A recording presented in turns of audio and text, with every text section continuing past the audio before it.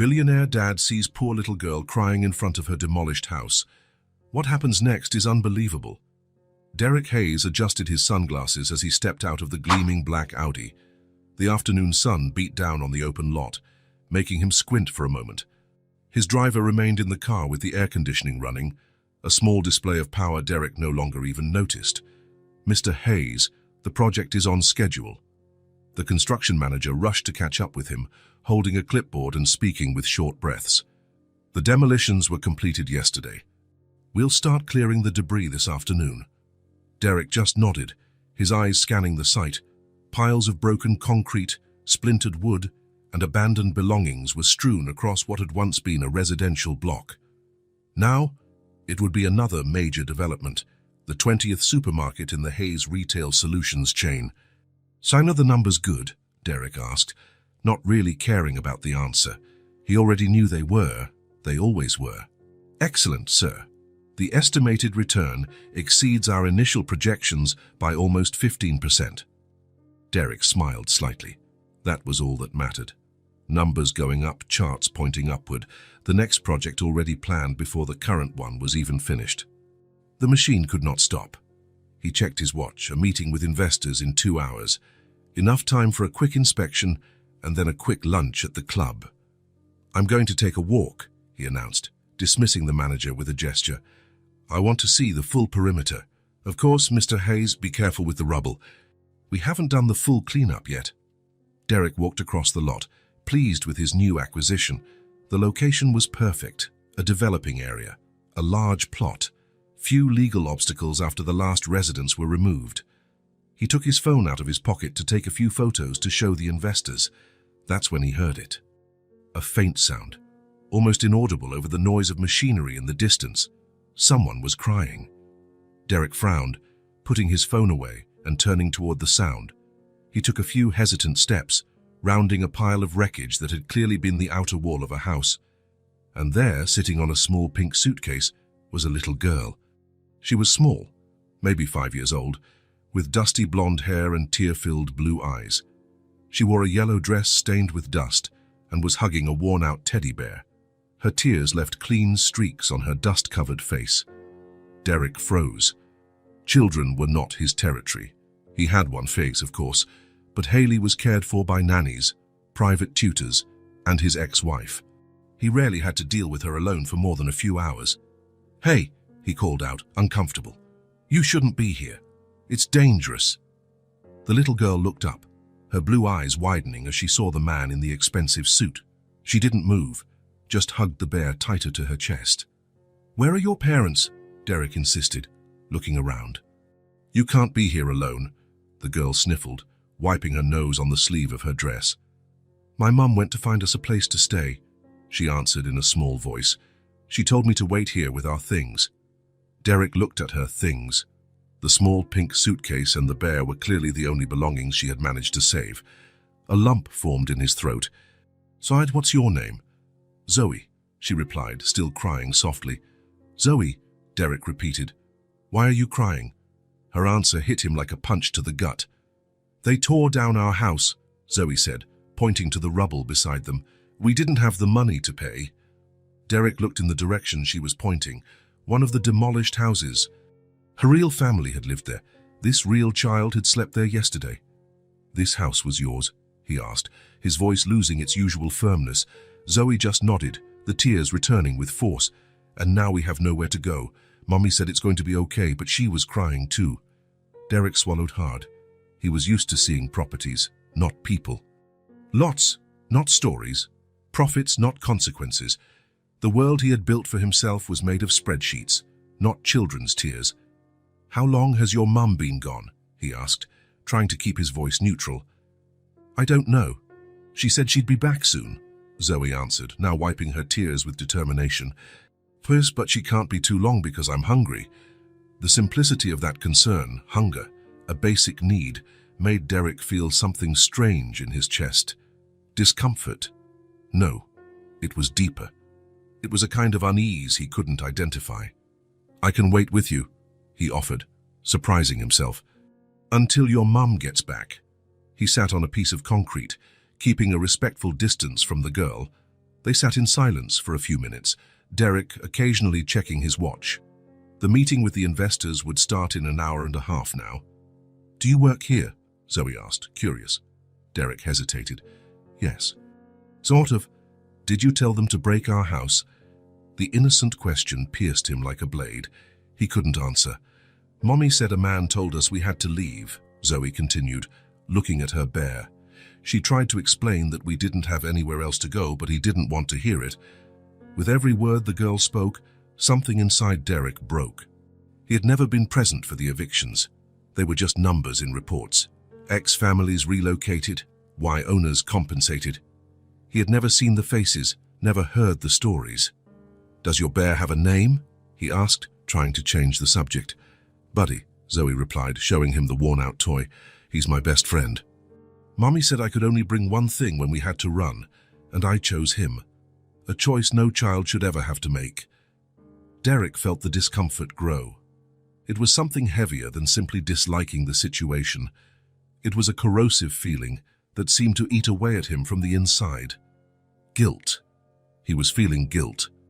Derek looked at his watch, a little over an hour until his meeting with the investors. He couldn't just sit here waiting for a mother who might take a long time to return. "I have to go now," he said, standing up. "Are you sure your mom told you to wait right here?" Zoe nodded, clutching Buddy to her chest. "How she said I wasn't supposed to move from here no matter what." Derek found himself in a dilemma. He couldn't just leave a 5-year-old child alone on a demolition site. On the other hand, it wasn't his responsibility. He had a company to run, investors to meet, projects to approve. "Are you leaving?" Zoe asked, her still damp blue eyes looking up at him. The simple question made Derek feel another pang of that strange feeling. "I have an important meeting," he explained, as if that would make sense to a 5-year-old. "It's okay," she replied, looking down. "Buddy and I are used to waiting." Derek hesitated for another moment, then turned and walked toward the car. Each step felt heavier than the last. As he turned for a final look, he saw Zoe playing distractedly with Buddy, amidst the rubble of what had been her home. The image was seared into his mind, the little blonde girl, so much like his own daughter, clinging to a teddy bear as if it were her only safe harbor in the world. He returned to the car in silence, ignoring the further questions from the construction manager. In the back seat of the Audi, he looked out the window as they left the site. The image of Zoe wouldn't leave him, her teary blue eyes, her dirty yellow dress, the little pink suitcase with all that was left of her life. "Where to, sir?" the driver asked. Derek didn't answer immediately. Something inside him had shifted, small, still undefined, but undeniably present. That feeling of guilt would haunt him for a long time. Derek barely paid attention during the meeting with the investors. His lips formed automatic smiles. His voice repeated rehearsed phrases about market expansion and return on investment. But his mind was stuck on a rubble-filled lot, with a blonde girl sitting on a pink suitcase. "Mr. Hayes." "Is everything all right?" one of the investors asked when he lost his train of thought for the 3rd time. "Perfectly," he replied, regaining his composure. "As I was saying, the new development will bring a revenue increase of approximately 20% in the next quarter."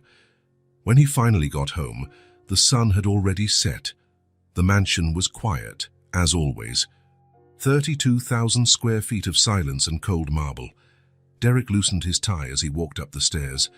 "Has Haley had dinner?" he asked the housekeeper who was passing in the hallway. "Yes, Mr. Hayes. She's in her room playing. She asked if you would have dinner with her, but it was already past 7. The woman let the sentence hang in the air without explicit judgment, but Derek felt the weight of her words nonetheless. "Thank you, Margaret. You may go." Derek continued down the hall, stopping in front of his daughter's bedroom door. He hesitated before knocking. How many times had he done this in the last few weeks? Come in for a quick goodnight kiss, promised a weekend outing that never happened, bought expensive gifts to make up for his absence. He knocked lightly and went in. Haley's room was enormous, decorated in soft shades of pink and white. A 2-story dollhouse occupied one corner, along with shelves full of toys still in perfect condition. On the king-size bed, among soft pillows, Haley was playing with her collection of stuffed horses. Seeing her there, surrounded by comfort and safety, made something tighten in Derek's chest. Haley's blonde hair fell in perfect curls over her shoulders. Her blue eyes, so much like Zoe's, lit up when she saw him. "Dad!" she exclaimed, dropping her toys and running to hug him. "You're home early today." Derek picked her up, surprised by how much she had grown. When was the last time he had really looked at her? 5 years old, the same age as Zoe.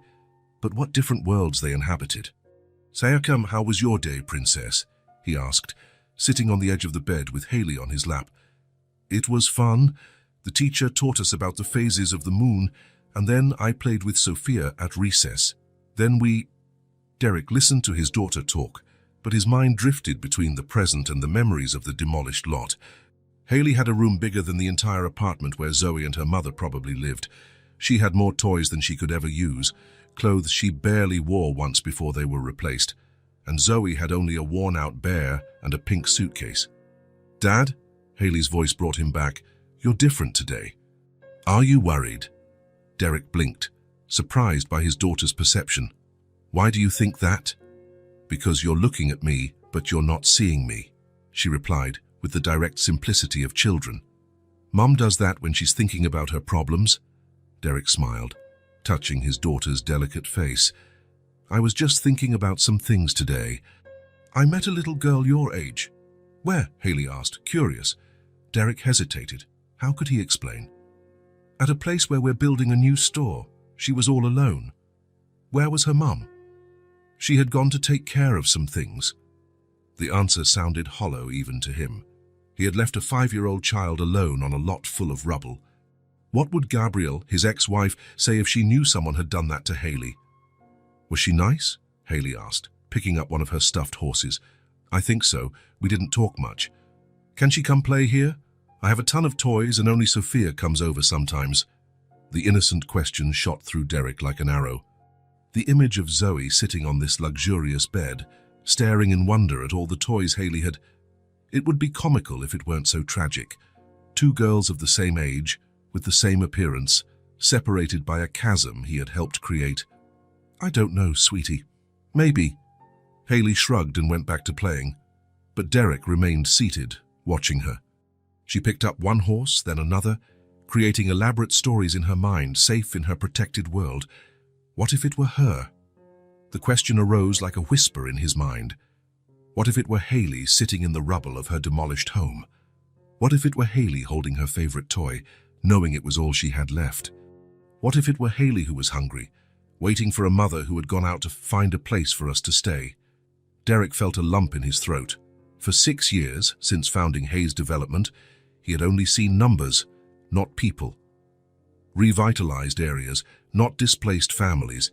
Necessary market adjustments, not children like Zoe. He stood up, kissed Haley's forehead, and walked to the window. The view from the mansion showed the illuminated garden and, beyond it, the city lights. Somewhere out there, Zoe and her mother were probably trying to find a place to sleep. "Dad?"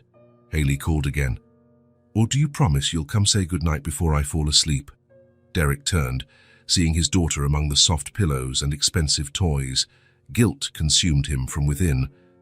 "I promise, princess. I'm just going to take a shower and I'll be back to read you a story, okay?" Haley's smile lit up the room. Can I pick which one?" "Of course you can." Derek left the room and went to his own suite. He turned on the shower and let the hot water run over his shoulders as the images of the day swirled relentlessly in his head. Zoe sitting on the suitcase, Haley running to hug him, Zoe crying in the rubble, Haley playing safely in her bed, Zoe saying she was hungry. Haley with her dinner served on time. Derek Hayes, the ruthless entrepreneur, the negotiator who never lost, the man who had multiplied his initial fortune tenfold in 6 years, felt small and insignificant in the face of the reality he had just seen. For years, his decisions had affected real people, people with names, faces, stories, children. They weren't just delinquent tenants. They were families like Zoe's. They weren't obstacles to progress. They were human lives. He put on his robe and went to his office. He opened his laptop and began researching the history of the latest acquisition, the lot where he had found Zoe. The report spoke of a successfully completed repossession process, adequate financial compensations offered, legal obstacles overcome. Nowhere did they mention Zoe or her mother. Nowhere did they speak of a 5-year-old child left alone in the rubble of her own home. Derek closed the laptop and rubbed his eyes. He needed to keep his promise to Haley, read her a story, give her a goodnight kiss. Then he would try to figure out how to fix what could be fixed, or at least, how to live with what he couldn't. 3 days had passed since Derek found Zoe in the rubble. 3 days of mechanical work, empty conversations with partners and restless nights. The images of the girl would not leave him. On the morning of the 4th day, Derek made a decision. He cancelled 2 meetings, postponed a conference call, and asked his driver to take him to the neighborhood where the demolition site was located. "I'll get out here," he instructed the driver when they reached the main avenue a few blocks from the site. "So come back for me in an hour." Derek walked the neighborhood streets, observing for the first time the details he had never noticed before: the small shops, the hurried people, the old and run-down buildings. It was a world away from his glass and steel offices, his luxury restaurants, his isolated mansion. He didn't know exactly what he was looking for. Or rather, he did, but wouldn't admit it. He wanted to find Zoe to make sure she was okay, maybe offer some anonymous help, something to alleviate the weight of the guilt that wouldn't let him sleep properly. Derek was about to give up when he saw her, sitting alone on the front steps of an old building, 2 blocks from the demolished site. The same little blonde girl, the same worn-out teddy bear, the same yellow dress which now looked even more faded under the morning light. He hesitated before approaching. What would he say? How would he explain his presence there? Derek Hayes never had doubts, never hesitated. Business was simple. You want something, you identify what you need to do to get it, and you do it. But this was different. He bought a sandwich and an orange juice from a nearby diner and walked to the steps where Zoe was sitting. "Hi," he said, stopping a few feet away. "Do you remember me?" Zoe looked up. For a moment, she seemed confused. Then, a flicker of recognition lit up her face. "You're the man from the rubble," she replied, hugging Buddy tighter against her chest. Derek smiled, uncomfortable with the description. "Yeah, that's me. My name is Derek." "I'm Zoe," she replied, as if he didn't know. "Fair, and this is Buddy." "A pleasure to meet you both officially." Derek offered the sandwich and the juice. "Are you hungry?" The girl's eyes lit up, but she hesitated, looking toward the building's doors. "Mommy said not to take anything from strangers." "Your mom is right," Derek agreed, respecting the rule. "Maybe when she gets back, I can offer it to you both." "She's looking for a job," Zoe explained, looking longingly at the sandwich. "She said she'd be a while today." Derek pondered for a moment. "What if I leave the snack here, on the step? I'm not giving it directly to you. You'll only take it if you want to." Zoe smiled at the solution. "So I think that might be okay." Derek placed the sandwich and juice beside her on the step and took 2 steps back, sitting on the bottom stair. Zoe didn't waste any time grabbing the snack and starting to eat eagerly. Derek noticed she was saving small pieces of the sandwich in her pocket. "Why are you saving that?" he asked, curious. "For Mommy," Zoe replied between bites. "She gets hungry too." Derek felt a tightness in his chest. A 5-year-old child worried about saving food for her mother, while Haley never had to worry if there would be dinner on the table. "Do you like orange juice?" he asked, changing the subject. Zoe nodded enthusiastically. "It's my favorite. But we don't buy it much because it's expensive." "I have a daughter your age," Derek commented. "She loves orange juice too." "Really?" Zoe's eyes widened with interest. "What's she like?" "A lot like you, actually. Blonde hair, blue eyes. Her name is Haley."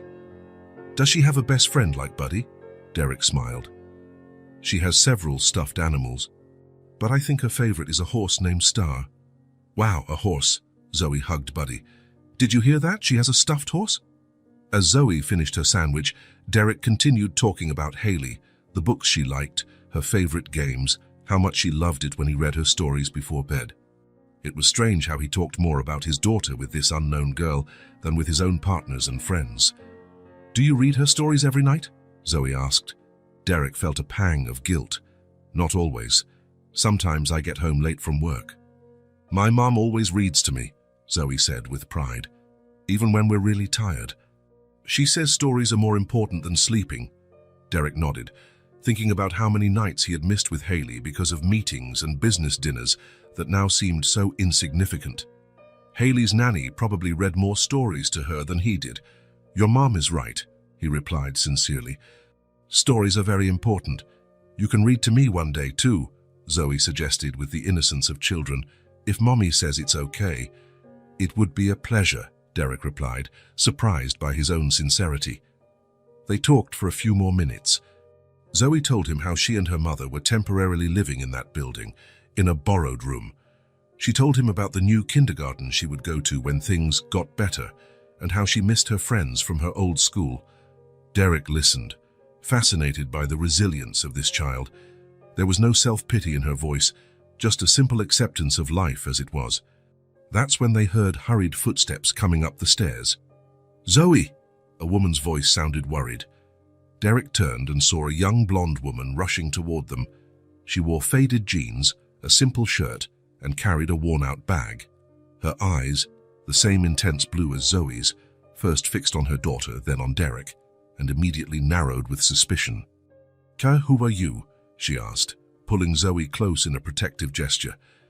Mommy, this is Derek, Zoe answered before he could say anything. He gave me a sandwich and juice. I saved a piece for you. The woman looked at the rest of the snack on the step, then at Derek, who was now standing. The suspicion in her eyes was palpable. Why are you giving my daughter food? The question was laden with distrust. Derek took a deep breath. We met a few days ago when... Are you from social services? The woman interrupted. Because I've already spoken with them, and we're in a temporary situation. I have 2 job interviews scheduled for this week, and I'm not from social services, Derek clarified. I work with properties. I met Zoe near the place where you used to live. The woman's face hardened even more. You're from the construction company that tore down our house. The direct question caught Derek off guard. He felt exposed, vulnerable. I have a connection to the company, yes, he admitted, opting for a half-truth. I found Zoe on the day of the demolition and I was worried. I just wanted to make sure she was okay. The woman let out a dry, humorless laugh. A rich man helping the poor always has an ulterior motive, she said with bitterness. What do you want?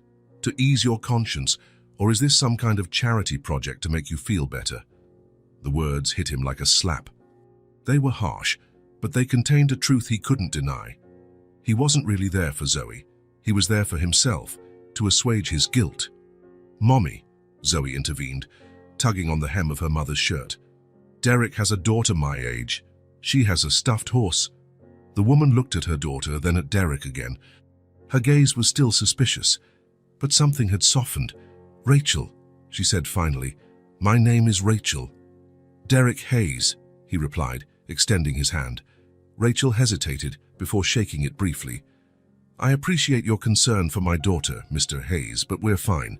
We're going through a tough time, but we'll get through it. The pride in her voice was evident. Derek admired her strength. I'm sure you will, he replied sincerely. And please, call me Derek. An uncomfortable silence settled between them. Rachel clearly wanted him to leave, but didn't know how to say it without being rude in front of her daughter. Well, I should go, Derek said, sparing her the embarrassment. It was good to see you again, Zoe. And to meet you, Rachel. He started down the steps, feeling both their eyes on his back. When he was almost at the sidewalk, Zoe's voice stopped him. Derek, are you coming back to read me a story? He turned, uncertain. Rachel's face was unreadable, but she didn't seem happy with her daughter's question. That's up to your mum, Zoe, he answered honestly. Rachel put her arm around her daughter's shoulders. We'll see, she said, in a tone that made it clear the answer was no. Derek nodded, understanding the boundary she was setting. Have a good day. As he walked away, he could hear Zoe telling her mother about Haley and her stuffed horse. Something inside him had changed. It was no longer just guilt. It was a genuine desire to help. On the way back, he passed a bookstore. He stopped, looking at the window display full of colorful children's books. He went inside and, after a few minutes of browse, bought 3 books he thought Zoe might like. He didn't know how or when he would deliver them. Rachel would probably reject them, seeing them as charity or worse, an attempt to buy access to her daughter, but he would buy them anyway. In the car, on his way back to the office, Derek picked up his phone and called his secretary. "Sandra, cancel my meetings for this afternoon. I'm going to pick up my daughter from school early today." "Mr. Hayes?" The surprise in her voice was evident. Derek never changed his schedule for family matters. "Is everything all right?" "Yes, everything's fine," he replied. "I just want to spend some time with Haley. Can we reschedule the appointments for tomorrow?" "Of course, sir. I'll reorganize your schedule immediately." After hanging up, Derek looked at the package with the children's books on the seat next to him. He didn't know what he was doing or where this would lead him. He only knew that, for the first time in a long time, he was doing something that wasn't about money or power, something real. And that, surprisingly, made him feel more alive than any successful business deal of the past few years. The rain began as a quiet whisper in the early evening. Then, it turned into a violent roar that battered the city. Derek was in his office, finalizing the details of a new project, when the storm broke. Through the panoramic window of the 30th floor, he saw the streets below being washed by the merciless water. Something was bothering him, a persistent feeling he couldn't name. He thought of Haley, safe and warm at home, probably playing under the care of her nanny. Then he thought of Zoe. 2 weeks had passed since their encounter on the steps. Derek had returned twice more, always with a snack or a small gift. Colored pencils, a drawing pad. Rachel remained wary, but she no longer stopped him from talking to Zoe. It was slow, delicate progress. On his last visit, he had noticed that the borrowed room they mentioned was in a condemned building where they were squatting, a place that offered no adequate protection even on sunny days, let alone in a storm like this. Derek tried to focus on the documents in front of him, but it was useless. Would Zoe and her mother be dry, warm, safe? "This is ridiculous," he muttered to himself, closing the document folder. It wasn't his responsibility. He had done more than most would, offering snacks and small gifts. Even so, 15 minutes later, he was in his car, driving through the torrential rain toward the neighborhood where Zoe and Rachel lived. He had dismissed his driver earlier, something unusual. Tonight, he preferred to be alone. The streets were almost deserted, except for the most unfortunate. Homeless people huddled under awnings, workers running with newspapers over their heads, a few cars moving slowly through the puddles forming on the asphalt. Derek slowed down as he approached the building where he had last seen Zoe. He didn't really expect to find them outside on a night like this, but something compelled him to check. That's when he saw them. Huddled under a small awning in front of a closed shop, 2 blocks from the building where they were staying. Rachel was hugging Zoe against her chest, trying to shield her from the water that the strong wind was pushing under the insufficient cover. They were both soaked, shivering visibly even from a distance.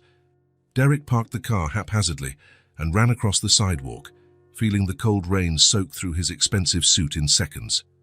"Rachel," he called as he approached. "Zoe." They looked up, surprised. Zoe's face lit up with a fragile smile, but Rachel seemed too exhausted to even show surprise. "What happened?" Derek asked, stopping in front of them, the rain streaming down his face. "They evicted everyone from the building this afternoon," Rachel answered, her voice trembling from the cold. "City inspection. They said the place was going to collapse." Derek looked around.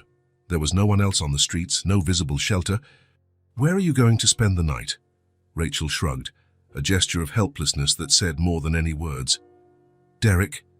Zoe's small voice sounded muffled against her mother's chest. "Buddy is very cold." The teddy bear, now soaked, hung limply from the girl's hand. Derek felt his heart ache. "Please," he said, looking directly into Rachel's eyes. "Come with me. A dry place. That's all." He saw the hesitation on her face, pride fighting against need. Rachel was strong, determined to make it on her own, not to depend on anyone, especially not someone like him, who represented everything that had taken away her stability. I can't leave my daughter on the street on a night like this, Derek said, lowering his voice so only Rachel could hear. Please. Rachel looked at Zoe, then at the storm around them, and finally at Derek. Where? She asked with suspicion. I have an apartment a few blocks from here, small and simple, used for occasional guests. It wasn't entirely true.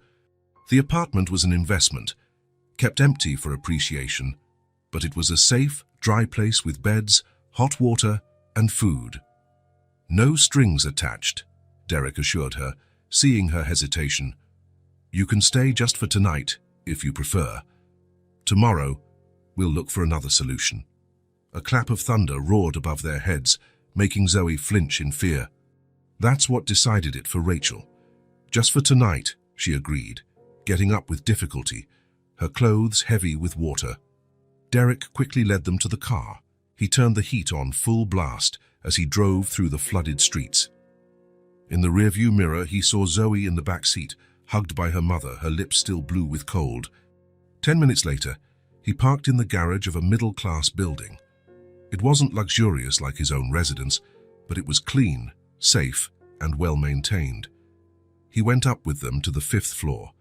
The apartment had 2 bedrooms, a living room, a kitchen, and a bathroom, all modest in size but comfortable. The decor was neutral, almost impersonal. Derek rarely came here. The bathroom is there, he indicated, opening the doors.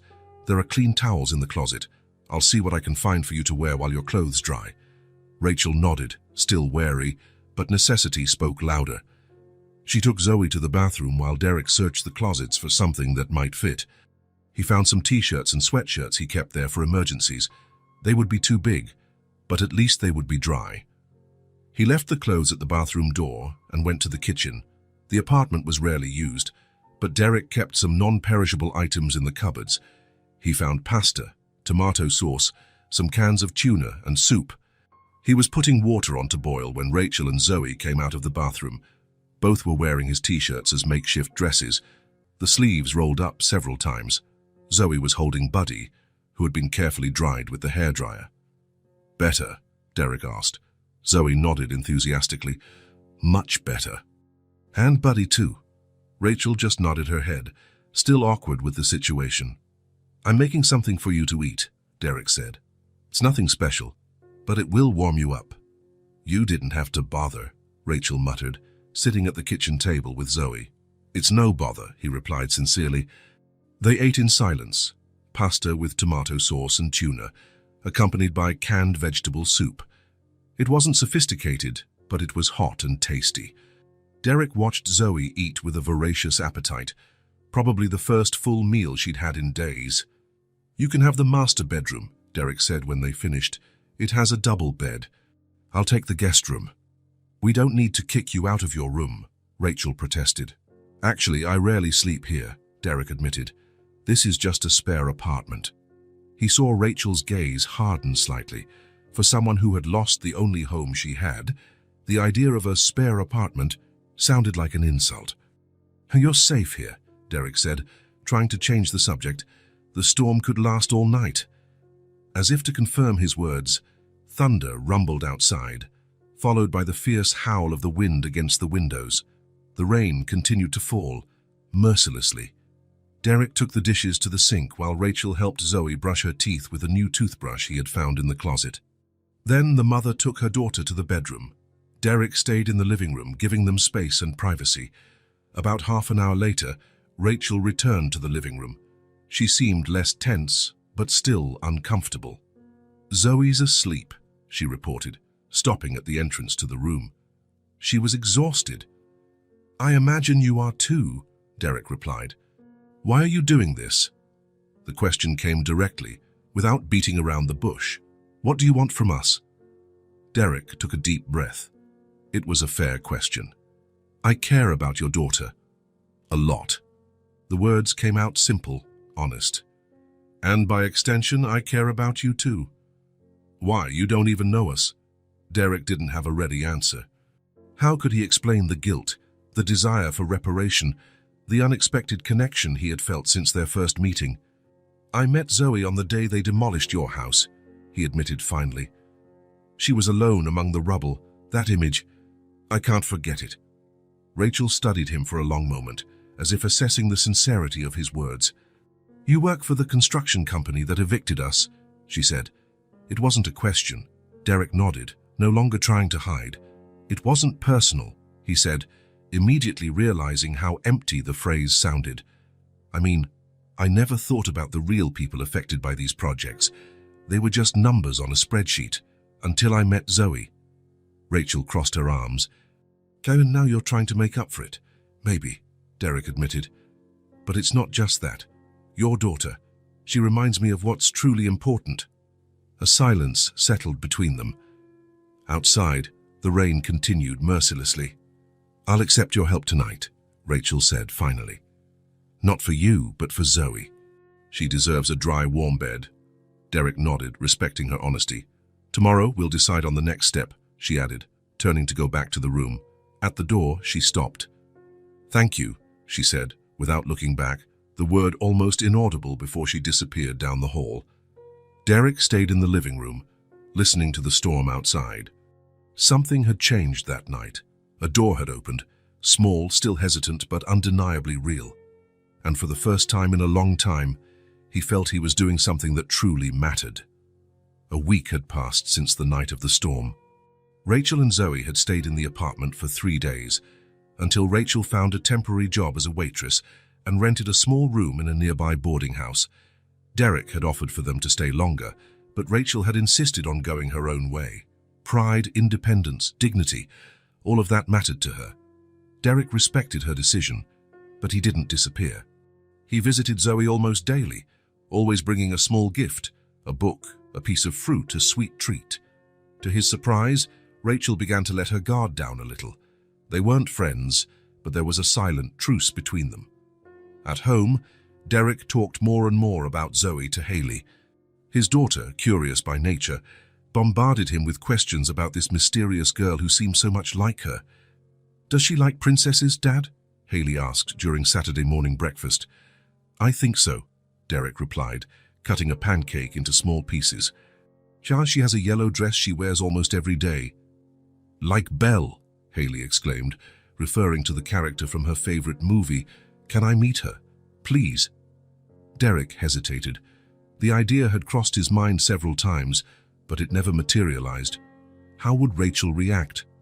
Would she see it as another intrusion, an attempt to invade the small world she was fighting to protect? "Maybe," he finally replied. "I'll talk to her mum." "Today?" Haley insisted, her blue eyes shining with expectation.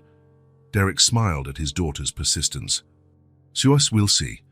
That afternoon, after leaving Haley with the nanny, Derek went to the boarding house where Rachel and Zoe were living. It was a simple but clean place, with a small common area where Zoe played when her mother was at work.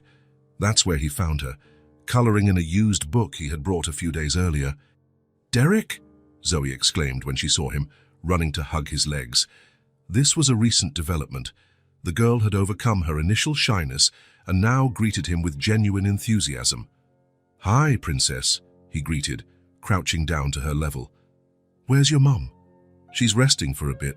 She worked late last night." Derek nodded. Rachel worked double shifts whenever she could, saving every penny. "I'll wait then. I don't want to wake her. Look what I'm drawing." Zoe took his hand and pulled him to the table where her coloring book was. "It's a warrior princess. She has a sword and saves the prince from the dragon." Derek smiled, admiring the drawing. Zoe colored outside the lines, but with enthusiasm and creativity. "That's amazing. I like princesses who save princes." "Me too," a voice agreed from behind them. Derek turned and saw Rachel standing at the entrance of the common room. She looked tired but smiled faintly at her daughter. "Sorry to show up unannounced," Derek said, standing up. "I hope I didn't interrupt your rest." Rachel shrugged. "I was already awake. What brings you here today, besides the obvious?" she added, glancing at Zoe, who had gone back to coloring. "Actually, I wanted to talk to you about something." Derek hesitated, choosing his words. "My daughter, Haley. She's heard a lot about Zoe. She's curious to meet her." Rachel raised her eyebrows, surprised. "You want to bring your daughter here?" "If you'll allow it," Derek replied. I thought maybe the girls could play together tomorrow. I can pick them up and take them to a park, or wherever you prefer. He saw the hesitation on Rachel's face. For her, accepting that Derek knew Zoe was already a big step. Allowing her daughter to meet his daughter would be crossing another boundary. Hayley is the same age as Zoe, Derek added, and I think they could get along well. Mom, Zoe had stopped coloring and was listening to the conversation with interest. Can I meet Hayley, please? Derek said she has a stuffed horse. Rachel looked at her daughter, then back at Derek. She sighed. All right, she finally gave in. But not a park here, and I'll be present the entire time. Of course, Derek quickly agreed. Whatever you think is best. And so, on Sunday afternoon, Derek returned to the boarding house with Hayley. His daughter was excited, holding a colorful package and talking non-stop the entire car ride. Jaz, do you think she'll like the gift, Dad? It's my favorite horse, but I have others. Sophia said you don't give old toys as gifts, but Star isn't old, she just has a lot of love, right? Derek smiled, looking in the rearview mirror. I'm sure Zoe will love it, sweetie. It's very generous of you to give Star to her. When they arrived, Hayley suddenly became shy, partially hiding behind her father's legs as they climbed the boarding house stairs. Derek could feel his daughter's nervousness, so unusual for her normally outgoing personality. Rachel opened the door before they even knocked. She seemed to have made an effort for the occasion. She wore a clean, well-pressed blouse, her hair tied back in a neat ponytail. Zoe stood beside her, the yellow dress replaced by a light blue one Derek had brought the week before. For a moment, everyone stood in silence, observing each other. Derek could almost feel Rachel's shock at seeing Hayley. The resemblance between the girls was truly striking. Both blonde, blue-eyed, the same height, the same face shape. They could easily pass for sisters. Hello, Hayley. Rachel was the first to break the silence. Zoe has been talking a lot about you. Hayley looked up at her father, who nodded encouragingly. Hi, she said shyly. Then her eyes met Zoe's, and something changed. A spark of recognition, of immediate connection. Did you bring the horse? Zoe asked, taking a small step forward. Hayley nodded, holding out the package she was carrying. This is Star. She's my best friend, but now she can be your friend too. Zoe took the package reverently, opening it carefully. Her eyes widened when she saw the white stuffed horse with a silver star on its forehead. She's beautiful, she exclaimed, hugging the toy. Do you want to see Buddy? Zoe offered. He's in the room. I think they'll be friends. And just like that, without any more ceremony, the barrier was broken. Zoe took Hayley's hand and pulled her inside, toward the small room she shared with her mother. Within seconds, the excited voices of the two could be heard, already engrossed in some imaginary game. Derek and Rachel were left in the small living room, a strange silence hanging between them. They look so much alike, Rachel commented finally. Derek nodded. Physically, yes, but I think Zoe has more maturity. Rachel gave a sad smile. Life teaches you early when you have no choice. Derek felt the weight of those words. Hayley had never needed to grow up before her time, never faced real hardship. She was a protected child, as she should be, but Zoe already knew the weight of life, uncertainty, loss. Would you like some coffee? Rachel offered, surprising him. It was the first time she had offered anything, a small gesture of hospitality that meant a lot. I'd love some, he replied. In the small communal kitchen, Rachel prepared 2 cups of instant coffee. It wasn't the expensive espresso Derek was used to, but somehow it felt more significant. Your daughter is lovely, Rachel commented, handing him one of the cups. She seems to have a good heart. I'm trying to raise her that way, Derek replied. It's not always easy with my schedule, but she's the priority. Rachel studied him over the rim of her cup. It's strange. A month ago, I hated everything you represented. Now, I don't know anymore. Derek didn't know what to say. He took a sip of his coffee, buying time. Zoe won't stop talking about you, Rachel continued. And now she probably won't stop talking about Hayley either. They were interrupted by laughter coming from the room. The 2 girls came running out, Hayley holding Buddy and Zoe with Star. Mom, Hayley knows how to do braids, She's going to do them in my hair, Zoe announced, beaming. Fan Zoe is going to teach me how to draw warrior princesses, Haley added, equally excited. Derek and Rachel exchanged glances. There was something surreal about the scene, their daughters, so different in opportunities and experiences, connecting as if they had always known each other. Dad, can we bring my colored pencils next time? I want to show Zoe. Of course, Princess, Derek replied, noting the use of next time, as if it were already established that there would be many more visits. The girls ran back to the room, leaving the adults alone again. Looks like we've already decided there will be a next time, Rachel commented with a slight smile. If you agree, Derek replied. Rachel sighed, looking toward the room. I can't remember the last time I saw Zoe so happy. It would be cruel to separate them now. In the following weeks, the visits became regular. Derek brought Haley to play with Zoe 2 or 3 times a week. Sometimes, he would take the girls on an outing for ice cream, to the movies, an afternoon at the park. Rachel was always invited but didn't always accept, needing to work or rest. The friendship between Haley and Zoe blossomed impressively. It was as if they had found lost halves of each other. They shared toys, books, stories. Haley talked about her private school, her ballet and piano lessons. Zoe shared her vivid imagination, her creative drawings, her precocious wisdom about life's difficulties. Derek watched it all with a mixture of joy and guilt. He saw how Haley was becoming kinder, more aware of her privileges. He saw how Zoe was gaining confidence, expanding her horizons, dreaming bigger. On a particularly pleasant afternoon, after a trip to the zoo, Derek brought the girls back to the boarding house. They were exhausted but happy, still talking about the elephants and giraffes they had seen. Rachel greeted them at the door, having just arrived from work. Mom, Zoe exclaimed, running to hug her.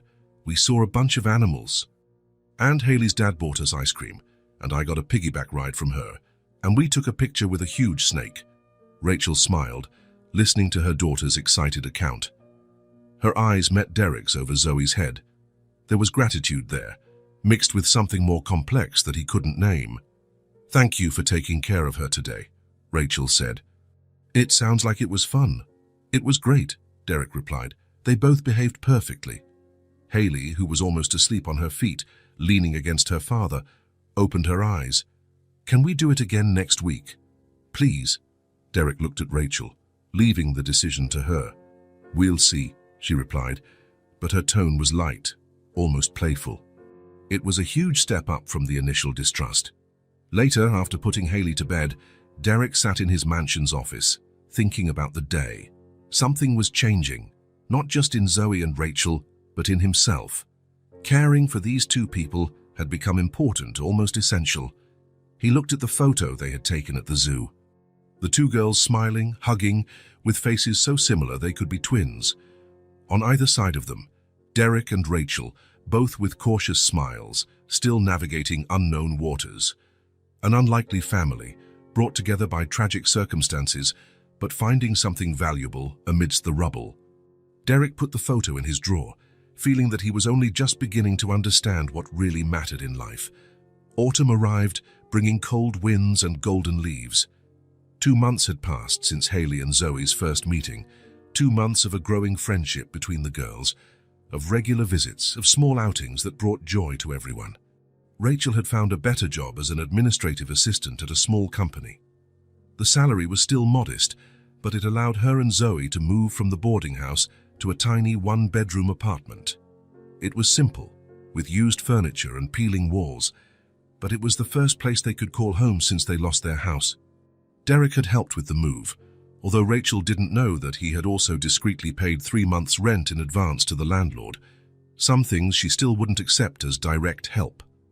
That Saturday afternoon, Derek arrived with Haley for their weekly visit. The girls had planned to have a camp-out in Zoe's room, with sheets hung up to create a makeshift fort. Zoe, I brought my flashlight, Haley yelled as soon as they entered, showing off the object she considered essential for their planned adventure. Hi, Haley. Zoe ran to hug her friend. I already started the fort. Come see. The two ran to the room, leaving the adults behind. Derek smiled at the girls' enthusiasm. They've been planning this all week, he commented. handing Rachel a bag with snacks and juices. Haley talked about it every day. Rachel accepted the bag with a restrained smile. Her relationship with Derek still carried a certain tension, but it had softened significantly in recent weeks. Zoe, too. She even drew a map of their campsite. From the room came laughter and the sound of furniture being dragged. Derek and Rachel exchanged worried glances. "I think we'd better check on what they're doing," Rachel suggested. In the small bedroom, they found the girls trying to push Zoe's bed against the wall to create more space for the fort. Sheets and blankets were already precariously hung from chairs and the lampshade. "Hey, adventurers," Derek called out. "How about some adult help for this campsite?" The girls readily accepted. Over the next 20 minutes, Derek helped build a surprisingly stable fort using sheets, chairs, and some clothespins Rachel found. When they finished, there was a cozy space in the middle of the room, illuminated by Haley's flashlight. "Now we need supplies for our expedition," Zoe declared seriously. "That's right," Haley agreed. "Adventurers need food and water." Rachel brought the snacks Derek had brought: sandwiches, cut fruit, cookies, and juice. The girls received everything with exclamations of joy, as if they were rare treasures. "This is the best expedition ever," Zoe declared, arranging the supplies inside the fort. "Yes, and we are the best explorers," Haley added, adjusting the flashlight to create mysterious shadows on the fort's walls. Derek and Rachel watched, both smiling at the scene. There was something magical about seeing the girls so happy with something so simple. "I think they're all set," Derek commented. "Can we leave them to their adventure while we have some coffee?" Rachel nodded, and they left the room after instructing the girls to call them if they needed anything. In the small kitchen, Rachel prepared coffee while Derek sat at the table. It was the first time they had been truly alone, without the excuse of organizing an outing or discussing schedules.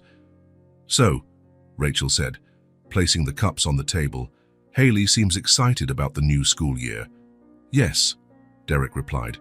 "She's loving her new teacher. And she won't stop talking about her science classes. They're studying plants, how they grow. Zoe is fascinated by that too. She even asked if we could plant a bean in some cotton to watch the roots grow." The conversation flowed easily for a few minutes, exchanging stories about the girls, commenting on the approaching autumn, discussing small trivialities. But there was something in the air, an underlying tension, as if they both knew they were just postponing a deeper conversation. From the room came occasional sounds of laughter and excited chatter.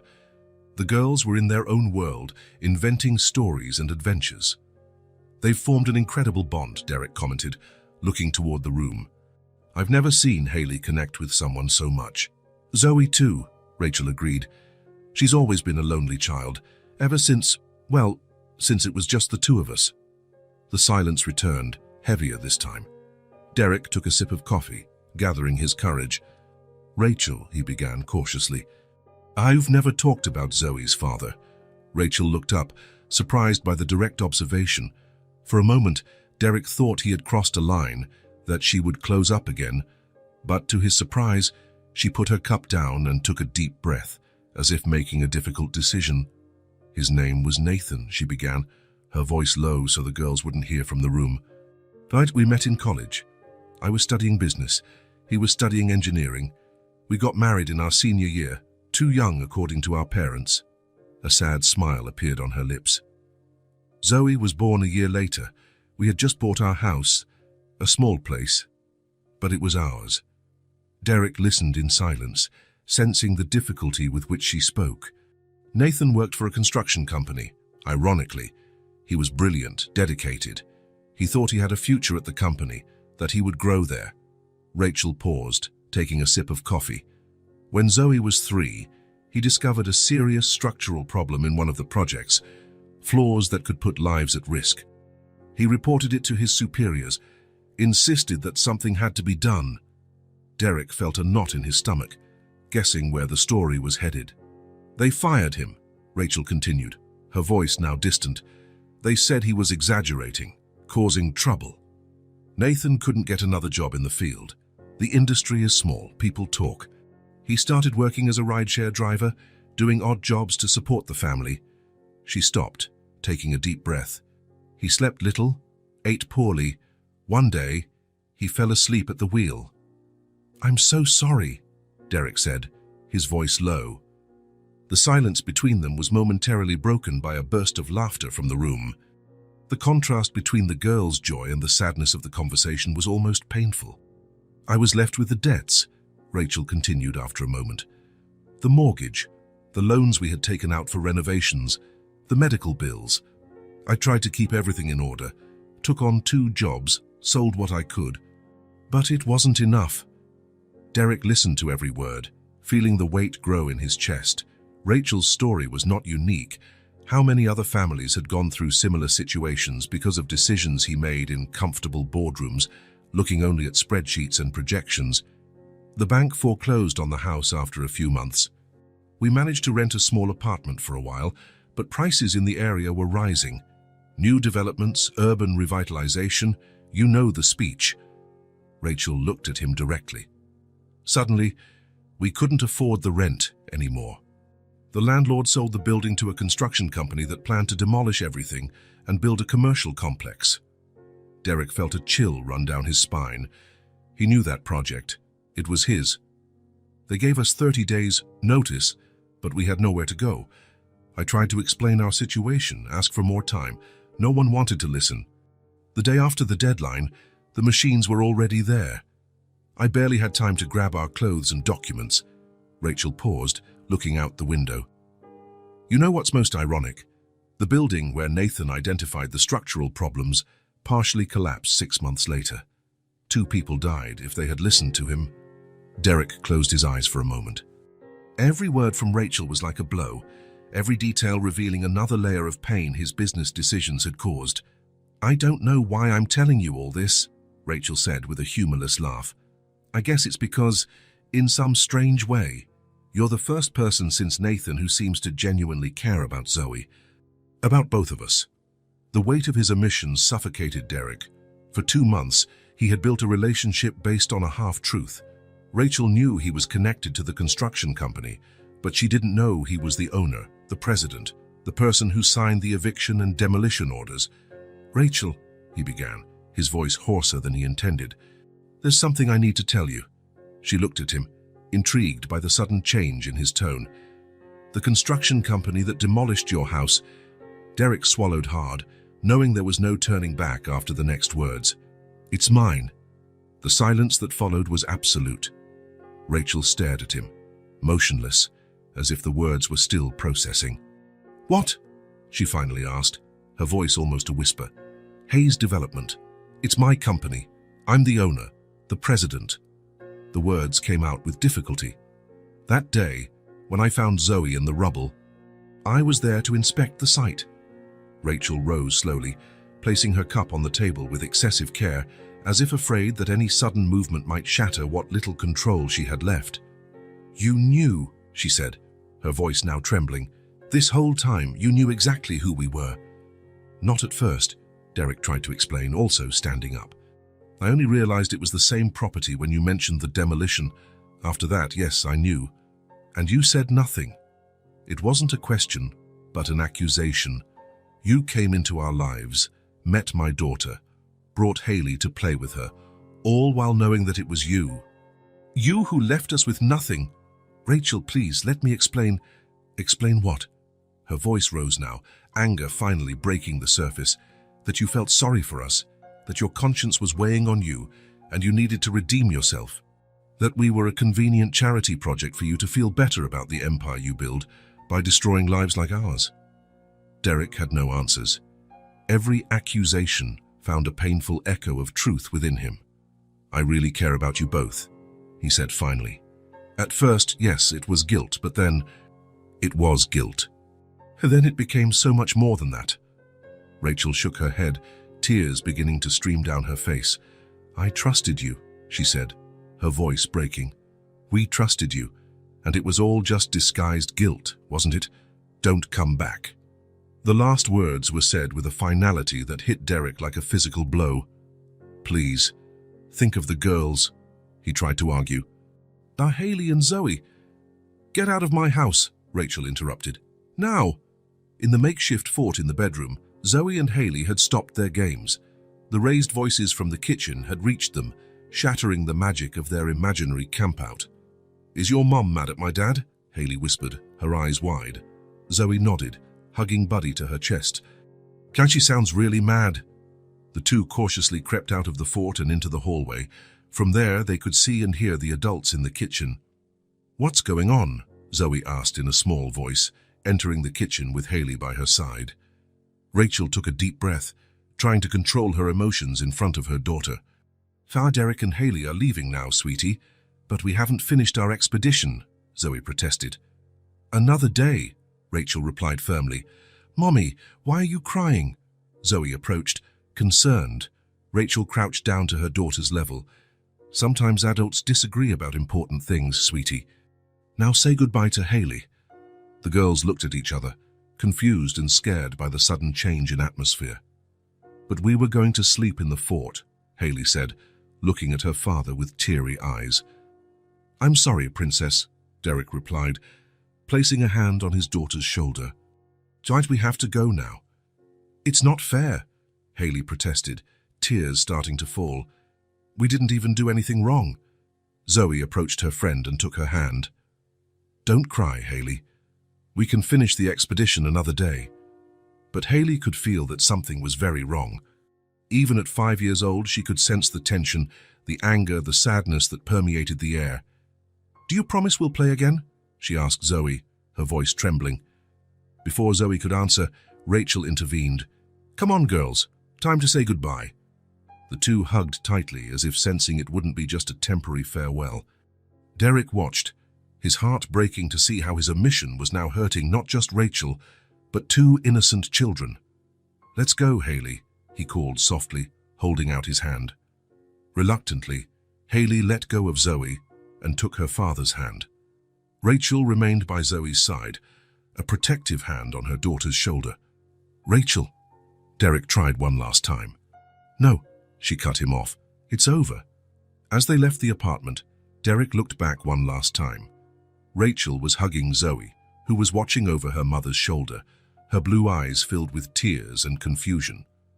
The image was seared into his mind. The girl who had changed everything in his life, now watching him leave without understanding why. In the car, Haley cried silently in the back seat. "Why did we have to leave?" she finally asked. "Zoe is my best friend." Derek looked in the rearview mirror, seeing his daughter's sad face. How do you explain to a 5-year-old the mistakes that adults make? The consequences of decisions made without thinking about the real lives affected?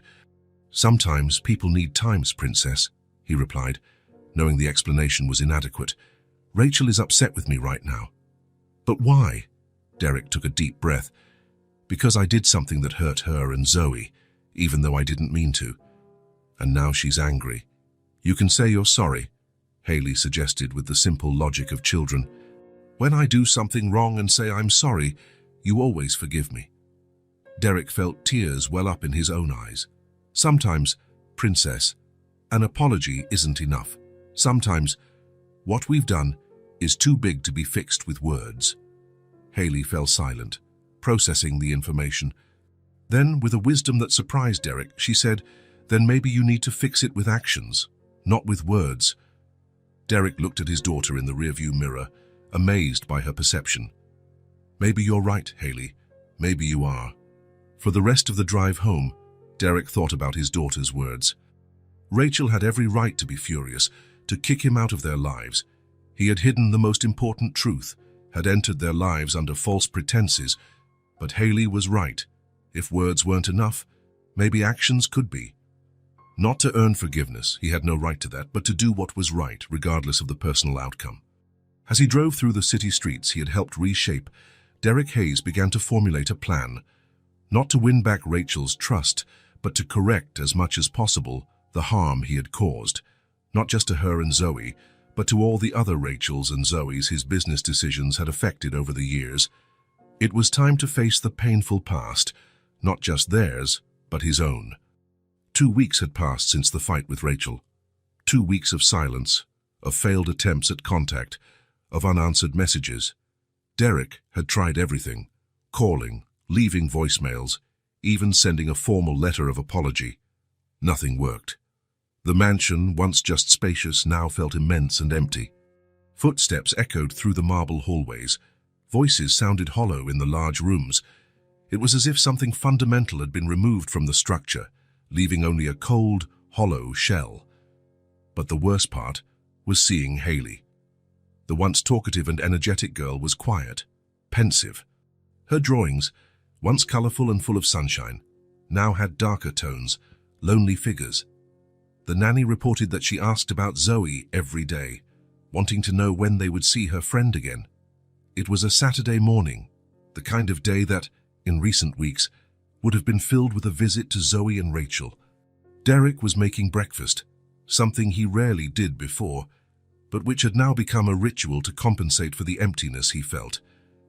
Animal-shaped pancakes, fresh orange juice, strawberries cut into heart shapes. Haley came down the stairs, still in her pajamas, dragging Star 2, the new stuffed horse that had replaced the original given to Zoe.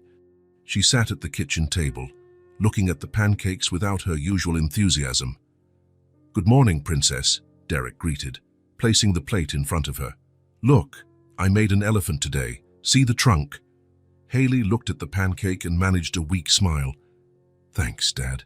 Derek sat beside her, watching as his daughter poked at the food without really eating. He waited, knowing something was coming. "Dad?" Haley finally broke the silence, her blue eyes, so much like Zoe's, fixed on him. "What did you do wrong that means we can't see Zoe anymore?" The direct, blunt question hit Derek like a punch to the gut. It was the first time Haley had framed the question so explicitly, though he knew she had been thinking about it since the day of the fight. "Why do you think I did something wrong?" he asked, buying time. Haley shrugged, a surprisingly adult gesture for a 5-year-old. "You said Rachel was mad at you, and we never visited them again. And you get sad when I ask about Zoe." Derek sighed. He had underestimated his daughter's perception. Children pick up on so much more than adults imagine, think much more deeply than we give them credit for. "You're right," he finally admitted. "I did something that hurt Rachel, and because of that, she doesn't want us to visit anymore." "What did you do?" Derek hesitated.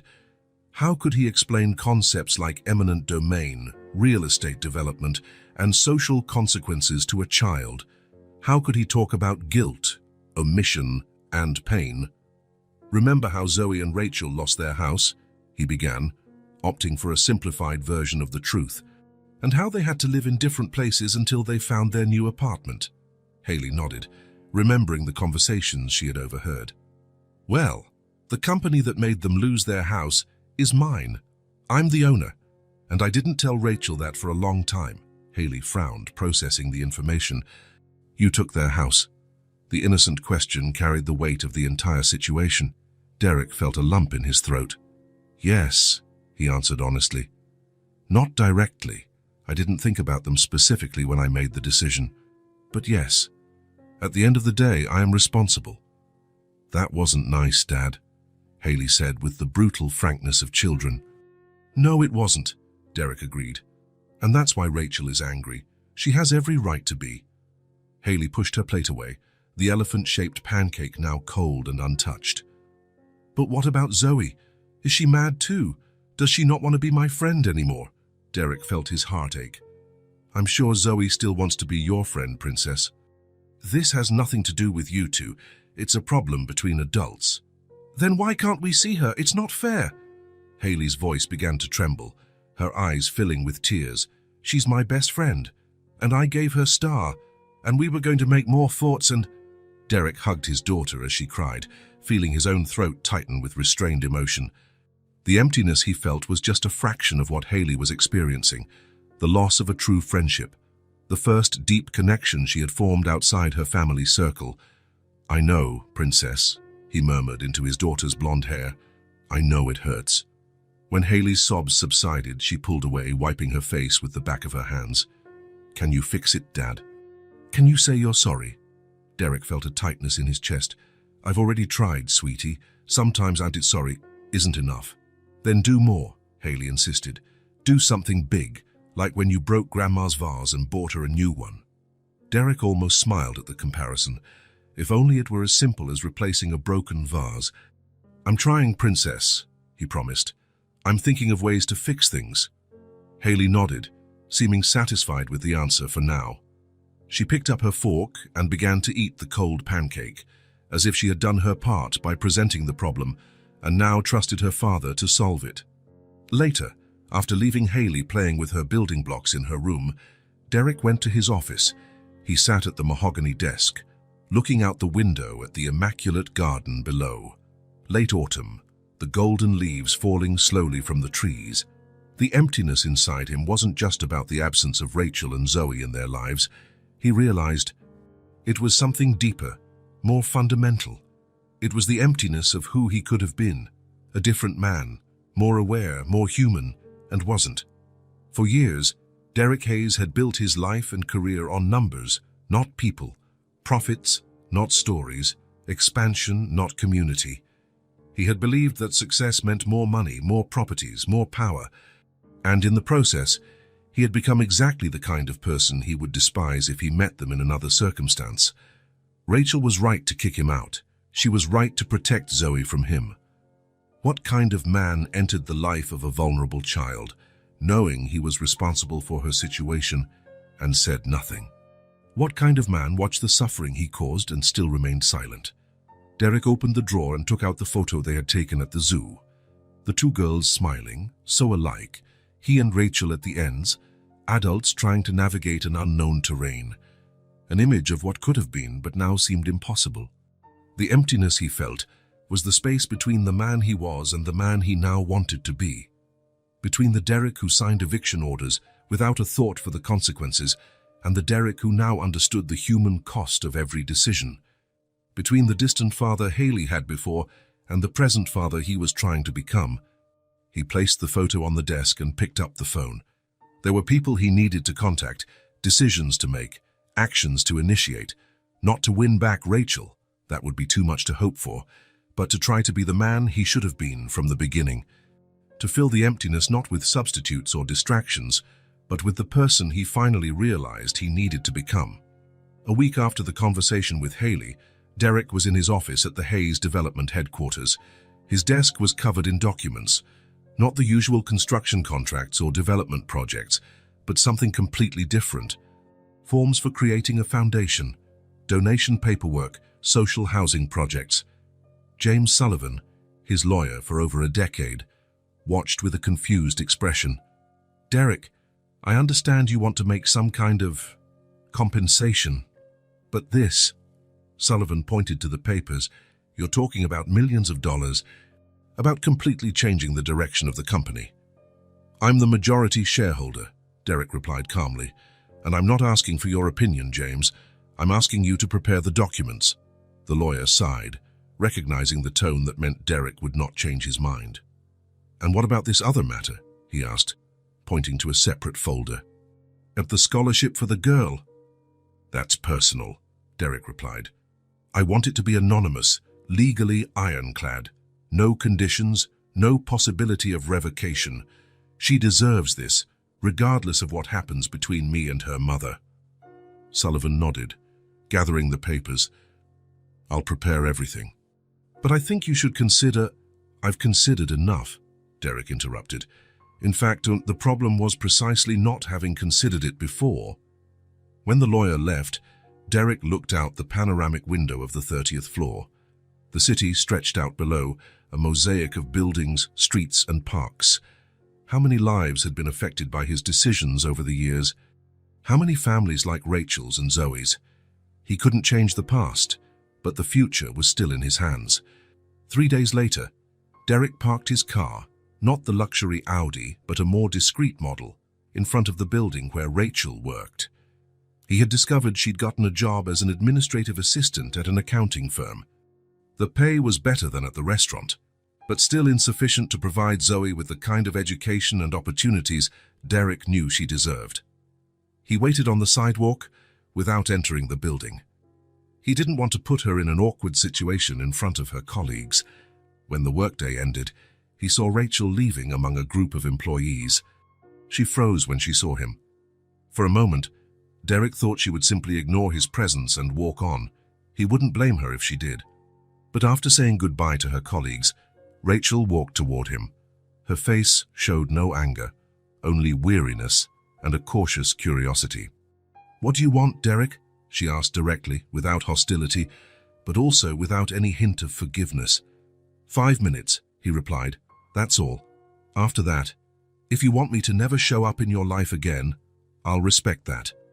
Rachel looked at her watch. 5 minutes. "I have to pick up Zoe from the neighbor who watches her after school."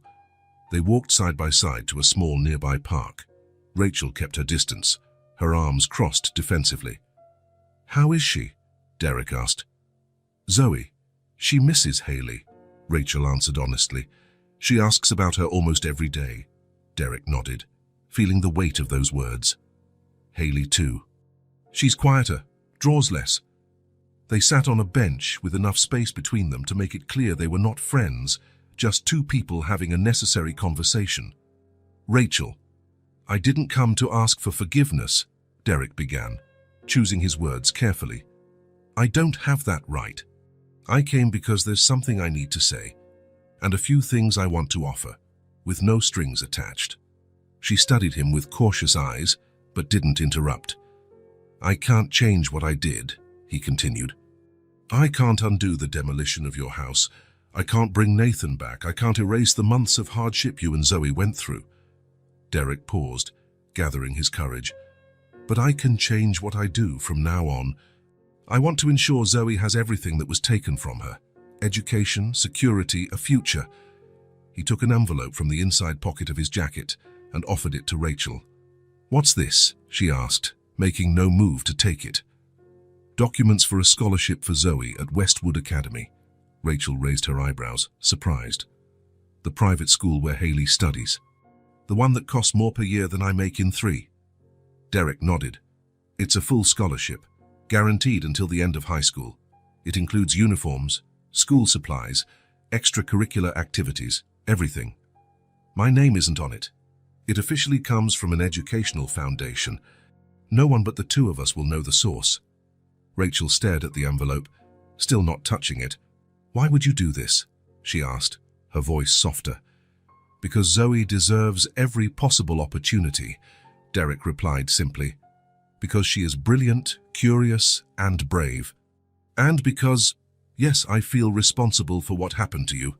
He took a deep breath before continuing. "But I want to make something absolutely clear. There are no conditions. I am not buying access to you or Zoe. I am not asking you to forgive me or to allow me back into your lives. If you accept this, it will be on your terms, not mine." Rachel finally took the envelope, opening it to briefly examine the documents. "And if I say no, then I will respect your decision," Derek replied. "The scholarship will remain available in case you change your mind. And I will find other ways to help families like yours, so that what happened to you doesn't happen again." Rachel frowned. "What do you mean?" "I'm restructuring Hayes Development," he explained. "Creating an affordable housing division, establishing a fund to support families displaced by our past projects. It's not charity, it's responsibility." Rachel studied his face, as if searching for signs of falsehood or manipulation. What she saw, however, was different from the Derek she had met months ago. This man seemed more human, less the embodiment of corporate power, and more someone genuinely trying to fix his mistakes. "And what about Haley?" she asked after a moment. "Does she know about all this?" "She knows I made mistakes and that I'm trying to fix them," Derek replied. "And yes, she would be immensely happy if Zoe went to the same school, but I've made it clear that might not happen, that it depends entirely on you." Rachel looked at the documents again, thoughtful. Her fingers brushed across the pages that detailed opportunities she could never provide for her daughter on her own. "Why now?" she finally asked. "Why not before? Why wait until I found out everything in the worst possible way?" It was a fair question, one Derek had been asking himself since the day of the fight. "Because I was a coward," he admitted. "Because I was afraid of losing what we had built, the girls, friendship, the moments we spent together. I feared exactly what ended up happening." Rachel nodded slowly. "At least you're being honest now." "I'm trying," Derek agreed. "It's the least I can do." A silence settled between them. In the park, people hurried by, oblivious to the crucial moment unfolding on that bench. "I need to think," Rachel said finally, putting the envelope in her purse. "This isn't a decision I can make on my own. I have to consider what's best for Zoe." "Of course," Derek agreed. "Take all the time you need." He stood up, respecting the 5 minutes he had promised. Rachel remained seated, looking at the purse where she had stored the documents. "Derek," she called as he began to walk away, "I don't forgive you, not yet, maybe never." He nodded, accepting. "I understand." "But," she continued, choosing her words, "if I accept this, it will be for Zoe, not for you." "That's all I ask," he replied with sincerity. 3 weeks later, Derek received a short message from Rachel. "Zoe starts at Westwood next Monday. Thank you." There was nothing more, no invitation to return to their lives, no suggestion of reconciliation, just the acceptance of the help offered, on her terms. It was enough. On the first day of school, Derek took Haley to school as he always did.